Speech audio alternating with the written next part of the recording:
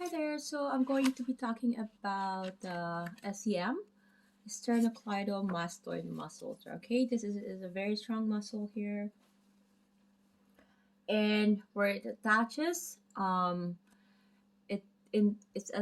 it's inserted into the mastoid process of the temporal bone, which is here, right, and in this here. Okay, and the lateral portion of superior neutral line of occiput, which is that line there, and it goes at the back.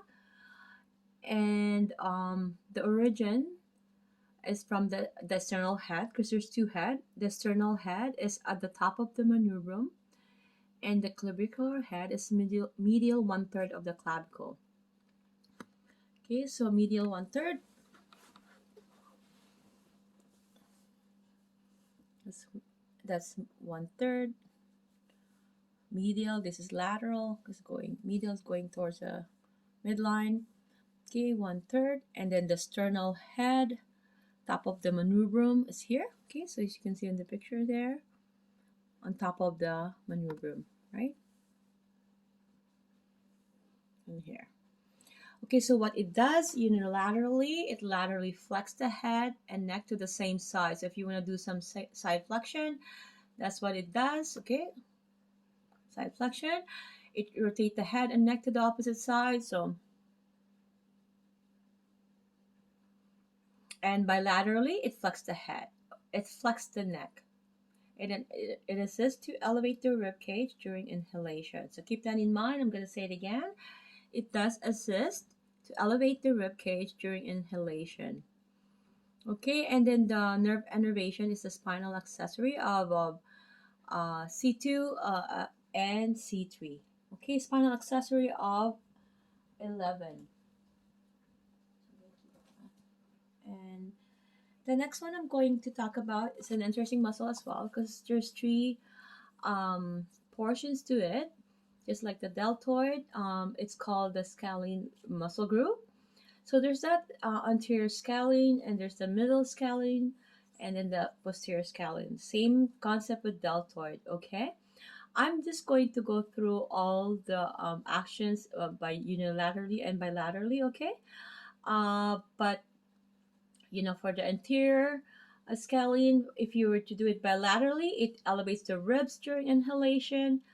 Again, it elevates the ribs during inhalation. It flexes the head and neck.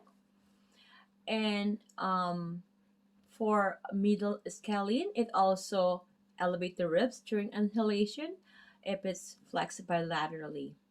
Okay, for posterior scalene, if it's flexed bilaterally, it elevates the ribs during inhalation. So middle and posterior um, and anterior work the same way if they are being flexed bilaterally. They elevate the ribs during inhalation. Keep that in mind, okay?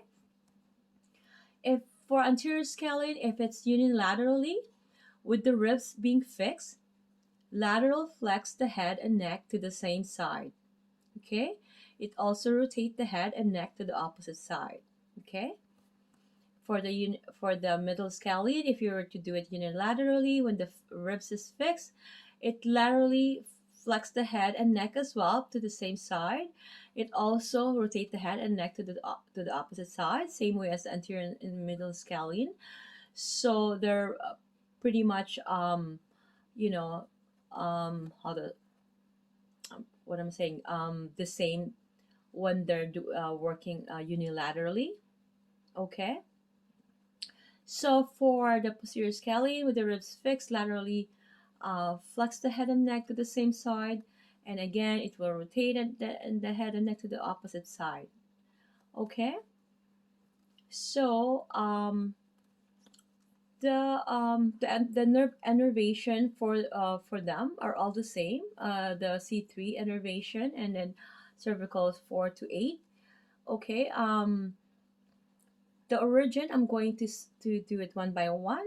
For the anterior scalene, the origin will be the transverse process of third through six cervical vertebrae.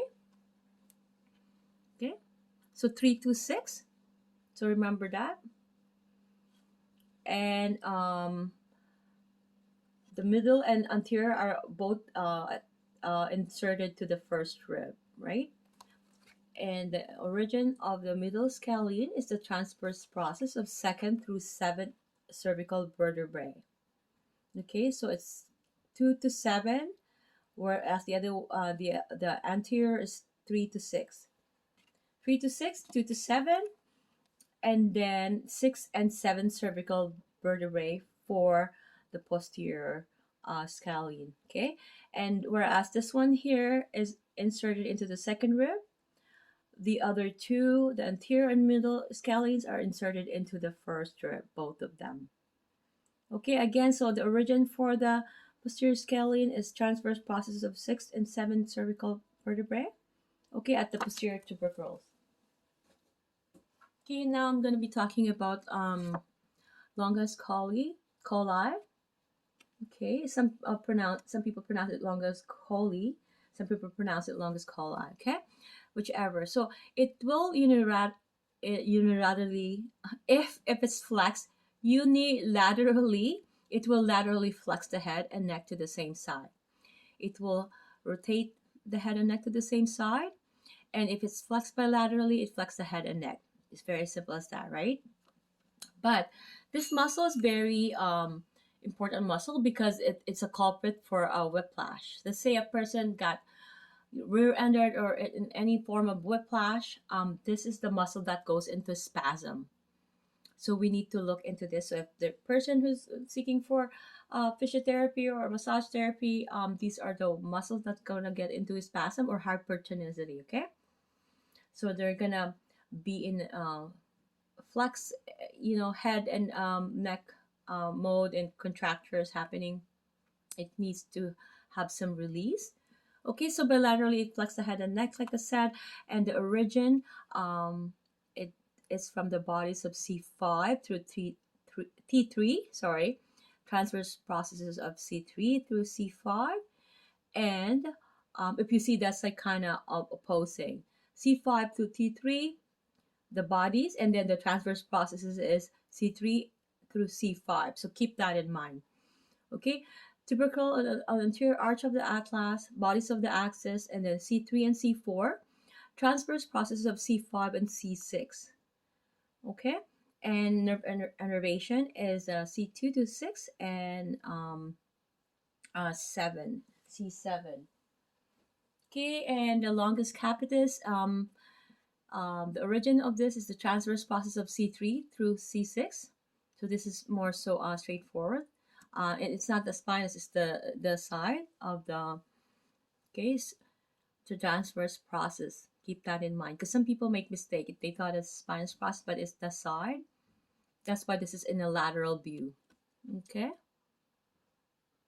this one is in a lateral view.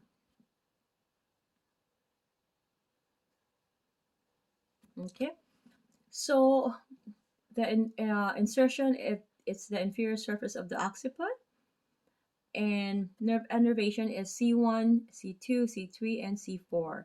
If you were to flex it unilaterally, it laterally flexes the head and neck to the same side, and also it rotates the head and neck to the same side. And bilaterally, it will flex the head and neck. Okay, so I will be doing the muscles of the face. Okay, next video. See you.